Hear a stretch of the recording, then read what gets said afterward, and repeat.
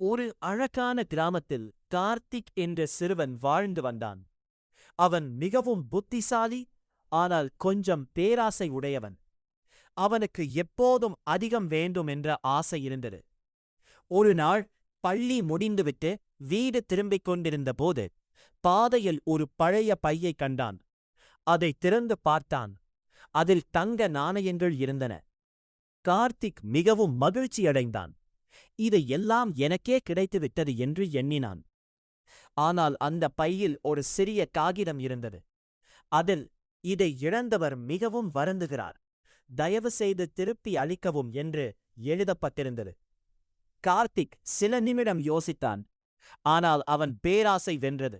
இது யாருக்கும் தெரியாது, நான் வைத்துக்கொண்டால் என்ன என்று எண்ணி பையை வீட்டிற்கு எடுத்து சென்றான். அந்த இரவு அவன் தூங்க முடியவில்லை. மனதில் எப்போதும் அந்த காகிதத்தின் வார்த்தைகள் சுற்றிக் கொண்டே இருந்தன.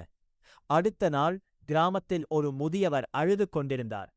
என் வாழ்க்கை சேமிப்பு பணம் தொலைந்துவிட்டது என்று கூறினார். அதைக் கேட்ட கார்த்திக்கின் மனசாட்சி அவனை துன்புறுத்தியது. உடனே அவன் பையை எடுத்துக்கொண்டு முதியவரிடம் சென்று கொடுத்தான்.